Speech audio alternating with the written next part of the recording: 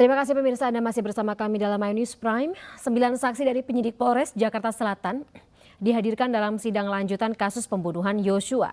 Putri Chandrawati yang telah pulih dari COVID-19 hadir dalam sidang secara langsung. Sidang lanjutan kasus pembunuhan berencana Yosua kembali digelar di Pengadilan Negeri Jakarta Selatan. Terdakwa Ferdi Sambo hadir langsung bersama istrinya Putri Chandrawati yang telah pulih dari COVID-19.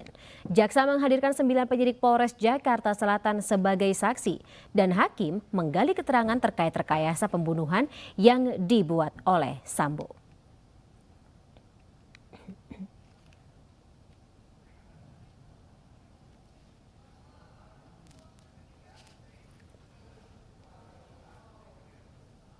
Sementara mantan Kasat Reskrim Polres Metro Jakarta Selatan AKBP Ridwan Soplanit mengeluhkan karirnya hancur sebagai anggota Polri kepada Ferdi Sambo karena merasa dikorbankan. Hal tersebut terungkap dalam sidang lanjutan kasus pembunuhan Brigadir Yosua di Pengadilan Negeri Jakarta Selatan hari ini. Artinya saudara dianggap tidak profesional dalam melakukan penyidikan dan olah TKP pada waktu pertama. Ya, kurang lebihnya itu. Betul ya. Dan saat ini saudara masih ditempatkan di? Saat ini kami di Yanma ya. Di Yanma. Betul. Saudara sudah sudah sekolah Sespim? Sudah yang mulia. Dan saudara akhirnya terhambat untuk melanjutkan karir saudara? Betul yang mulia. Akibat peristiwa ini? Betul yang mulia. Baik. Selanjutnya saudara AKP Rifaizal Samuel. Mungkin sebelum saya beralih ya. Yang lain, mungkin saya diberi kesempatan buat senior saya Pak Sambo ya. Silakan. Untuk menyampaikan. Pertanyaan saya ke Pak Sambo, kenapa kami harus dikorbankan dengan masalah ini? Silakan. Terkait dengan pernyataan kenapa saya harus mengorbankan para penyidik, saya ingin menyampaikan permohonan maaf yang mulia kepada adik-adik saya. Silakan. Karena saya sudah memberikan keterangan yang tidak benar di awal. Dan pada sidang kode etik di semua proses pemeriksaan saya sudah sampaikan adik-adik ini nggak salah, saya yang salah. Tapi mereka juga harus dihukum karena dianggap tahu peristiwa ini. Jadi sekali lagi saya atas nama pribadi dan keluarga menyampaikan permohonan maaf kepada adik-adik saya sehingga harus terhambat. Tidak ada, saya sangat menyesal. Jadi saya sekali lagi mohon maaf, saya sudah sampaikan ini di depan Komisi Kode Etik yang mulia, mereka tidak salah. Mereka hanya secara psikologis pasti akan tertekan dalam proses penyampaian saya. Saya akan bertanggung jawab, saya sudah sampaikan, tapi mereka tetap di proses mutasi dan demosi sehingga saya setiap berhubungan dengan penyidik dan adik-adik saya ini saya pasti akan merasa goyang dan bersalah. Saya sekali lagi. Sementara itu pemirsa, rekaman CCTV yang menampilkan gerak-gerik Sambo sebelum menembak Brigadir Yosua ditampilkan dalam persidangan. Ferdi Sambo sempat menjatuhkan pistol dan tidak menggunakan sarung tangan sebagaimana kesaksian para mantan ajudan.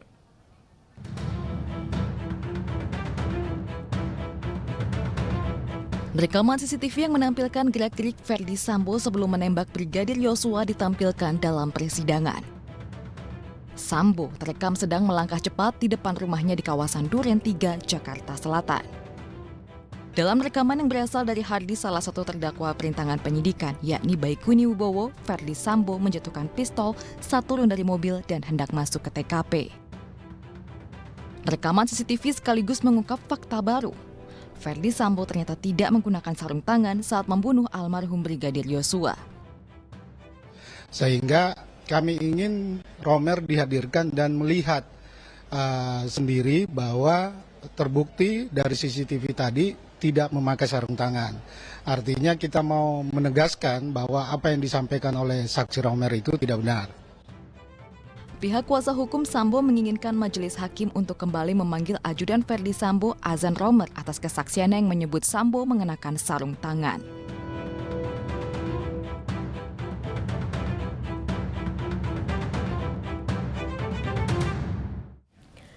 Ya pemirsa, dugaan suap tambang ilegal yang menyeret Kabareskrim Polri di Kalimantan Timur terus bergulir. Mantan Kadif Propam Polri Verdi Sambo menyebut praktik tambang ilegal melibatkan perwira tinggi Polri. Namun di sisi lain Komjen Agus Andrianto membantah menerima suap dan menduga kasus ini adalah pengalihan isu.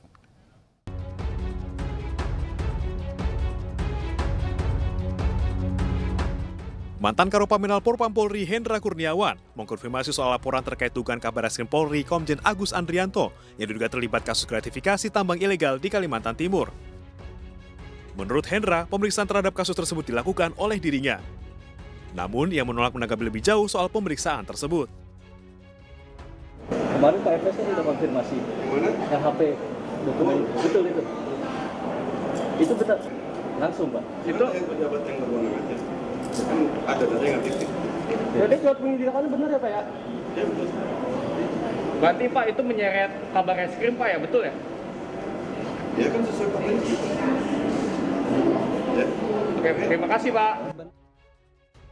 Sementara, mantan Kadif Propam Polri Verdi Sambo menyebut praktik tambang ilegal itu melibatkan perwira tinggi. Ia pun mengaku sudah menindaklanjuti soal laporan keterlibatan tersebut. Namun Sambo menyatakan tugas dari Propam sudah selesai saat laporan hasil pemeriksaan diberikan kepada pimpinan Polri. Laporan resmi kan sudah saya sampaikan ke pimpinan secara resmi ya, sehingga artinya proses di Propam sudah selesai karena itu melibatkan perwira tinggi. Nah selanjutnya kalau misalnya akan ditindaklanjuti, silakan tanyakan ke pejabat berwenang atau kalau enggak ya kasih instansi lain untuk melakukan penyelidikan, kan gitu. Ismail sama Kabareskrim sempat diperiksa Pak? Iya sempat. Pak, tapi kan Ismail Bolong nggak diproses Pak, itu bagaimana Pak? Kenapa dilepas kata Kabareskrim? Berarti Bapak siap diperiksa? Laporan resmi kan sudah saya buat. Intinya kan begitu. Jadi bukan tidak ditindaklanjuti.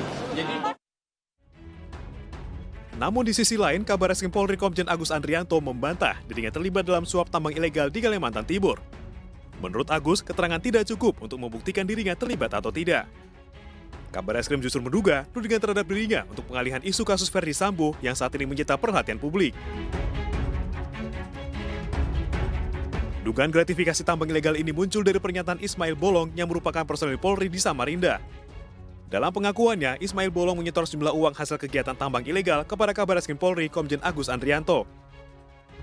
Namun setelah pernyataannya viral dan menjadi pergunjingan, Aibtu Ismail Bolong meminta maaf dan mencabut pernyataannya soal isu setoran uang tersebut. Dan kita akan bahas lebih dalam pemirsa soal dugaan keterlibatan Kabareskrim Polri dalam kasus tambang ilegal di Kalimantan Timur bersama mantan Kabareskrim Polri Komjen Pol Purnawirawan Ito Sumardi. Selamat malam Pak Ito. Selamat malam Mbak Fani. Baik, Pak Ito mungkin ada komentar tersendiri atau justru sempat diskusi bersama dengan Pak Agus Andrianto terkait dengan dugaan keterlibatan dirinya dalam bisnis tambang ilegal ini? Ya, baik, saya kira demikian, Pak. Saya menyampaikan pendapat ini adalah dari aspek normatif ya. Iya. Bahwa dalam satu hasil penyelidikan itu tentunya baru berupa keterangan sepihak ya dari orang-orang yang diperiksa. Kemudian ini kan menjadi suatu bahan yang untuk didalami. Kemudian akan dikaitkan dengan bukti-bukti lain, baru ini menjadi fakta. Baru kemudian kita bisa menyampaikan bahwa dengan fakta itu, keterlibatan seseorang itu dapat dibuktikan. Ya. Nah, kalau kita lihat dari kasus ini, itu kan ada hal yang janggal. Mengapa demikian? Ini ada satu tayangan yang dimunculkan, yaitu saudara Ismail Bolong ya, di tengah penanganan kasus yang saat ini sedang terjadi. Kok dia dimunculkan, apakah yang dilakukan atau disampaikan Ismail Bolong itu saat dia diperiksa atau tidak? Kalau diperiksa kan ada prosesnya, ada pemeriksaannya, kemudian ada juga barang-barang lainnya di meja ataupun lain. Ini kan dia membacakan sesuatu ya. Nah ini kan satu adalah ganjil menurut saya dan janggal. Kemudian saya juga sudah membaca ya bahwa dan mendengar bahwa ada pernyataan yang bersangkutan mengaku dibawa ke satu hotel kemudian dalam keadaan mabuk diminta untuk memberikan keterangan. Nah, kalau dari azas pemeriksaan seorang saksi itu adalah sudah menyalahi, karena keterangannya itu dapat dikatakan tidak berlaku ya, atau cacat ya, karena orang itu pada saat diperiksa harus dalam keadaan sehat. Makanya seorang penyidik atau penyelidik mesti mengatakan apakah saudara dalam keadaan sehat, itu yang pertama ditanya. Kemudian yang kedua, kalau memang disampaikan ke pimpinan, penyampaian surat secara kedinasan di kepolisian itu ada namanya ekspedisi. Jadi dalam tertib administrasi tentunya tinggal dicek saja. Kalau memang sudah disampaikan kepada siapa, kemudian tanggal berapa, siapa yang menerima, dan tinggal dicek saja apakah ada disposisi atau tidak. Jadi yang dikatakan oleh Pak Komjen Agus, Kabar Eskrim, itu betul sekali bahwa keterangan itu kan belum menunjukkan satu fakta.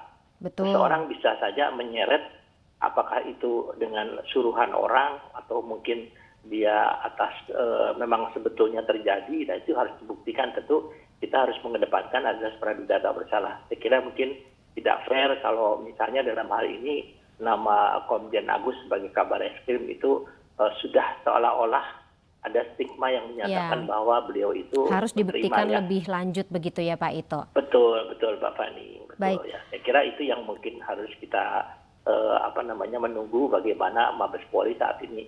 Karena saya yakin bahwa untuk kasus ini kan menjadi perbincangan di publik. Betul. Tentunya ini pun juga Polri juga harus segera melakukan klarifikasi berdasarkan pemeriksaan yang betul-betul objektif, transparan ya, sesuai dengan pedoman kerjanya Pak Kapolri presisi, sehingga masyarakat juga bisa isu ini segera hilang ya, diredam, jadi tidak menjadi isu yang liar kemana-mana. Betul, kalaupun misalnya ada apapun itu, terbukti jika memang ada yang terlibat dalam kasus-kasus sejenis seperti ini, tentu dari Kapolri sendiri pasti akan menginstruksikan untuk penyelidikan lebih lanjut, penindakan lebih lanjut, bukan begitu ya Pak?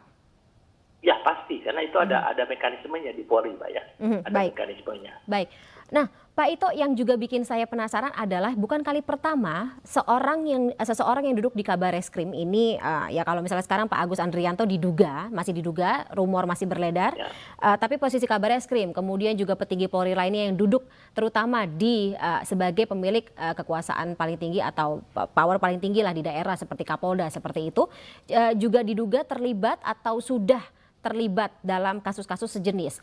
Kalau dari kacamata Anda sebagai mantan Kabar Eskrim Pak, posisi seperti ini memang godaannya seberat itukah sehingga ya itu lagi-lagi bisa terlibat atau terjerumus dalam kasus-kasus bisnis ilegal? Saya menceritakan pengalaman saya ya Mbak Fani. Monggo Pak Ito. Saya pernah difitnah menerima uang ya dari seseorang dalam bentuk dolar. Saya tentunya tidak terima dan saya minta diperiksa. Saat itu saya yang minta diperiksa. Pada saat diperiksa tidak ada bukti sama sekali. Ternyata memang ada satu penanganan kasus di Barreskrim yang cukup besar. Dan rupanya si tersangka ini dia sudah menyiapkan dana. Ya, sudah ditulis dana ini untuk Kabar Eskrim Pak Ito, tapi belum diberikan. Nah, jadi ini kan namanya jabatan Kabar Eskrim kan jabatan yang mungkin sangat prestisius dan seksi ya. Kenapa demikian? Orang yang mau menghadap saya itu harus menunggu di ruang tunggu. Ada CCTV-nya. Setelah itu kemudian dia harus melalui ajudan, melalui sekpri, baru diputuskan apakah kita menerima atau tidak, tergantung daripada urgensinya. Betul. Nah ini pun berlaku sampai sekarang. Jadi sekarang kan gampang. Kalau misalnya membuktikan saudara Ismail Bolong itu betul sudah menghadap atau tidak, itu tinggal dicek daripada CCTV, itu kan jejak digital tidak bisa dihilangkan. Betul. Nah sekarang yang aneh lagi, yang lucu lagi adalah Ismail Bolong sekarang kan barikan diri, sedang dicari. Lagi dicari. Bagaimana kita mau mengklarifikasi pernyataan dia, ataupun kalau dia sudah diperiksa di BAP, kalau orangnya tidak ada kan. Jadi saat ini sementara yang sudah beredar adalah seolah-olah Kabar Eskrim ini sudah terlibat ya. Jadi saya kira mungkin kurang fair kalau publik menyampaikan demikian. Saya bukan membela Pak Kabar Eskrim karena saya pernah jadi Kabar Eskrim dan pernah mengalami hal yang sama, yang serupa. Makanya insight Pak Ito kita perlukan malam hari ini. Baik, terima kasih Pak Ito atas insight-nya. Karena durasi sudah selesai, kita harus sudahi dulu dialog kita pada malam hari ini. Salam sehat selalu Pak Ito, kita ketemu lagi dalam waktu dekat. Terima kasih, sampai jumpa. Selamat malam. Pemirsa, seorang wanita berkaus Ferdi Sambo tiba-tiba masuk ke ruang sidang Pengadilan Negeri Jakarta Selatan. Wanita itu ditangkap petugas sebelum akhirnya dibebaskan. Saripah Imah Sahab bermodalkan kaos bergambar Ferdi Sambo tiba-tiba masuk ke ruang sidang dan mencoba bersuah foto dengan terdakwa Ferdi Sambo menggunakan kamera ponsel. Akibatnya wanita berusia 30 tahun ini ditangkap polisi. Setelah diperiksa, ia pun dibebaskan. Ia mengaku tidak punya kepentingan selain hanya seorang penggemar Ferdi Sambo. Saya Saripah Imah Sahab meminta maaf atas kejadian tadi siang di Pengadilan Negeri Jakarta Selatan. Saya tidak ada niat atau maksud apapun. Saya hanya ngefans sama Pak Ferdi. Ya pemirsa, ada seorang ayah yang tega mencabuli anak kandungnya dan diamuk warga saat ditangkap polisi. Sesaat lagi informasinya kami hadirkan.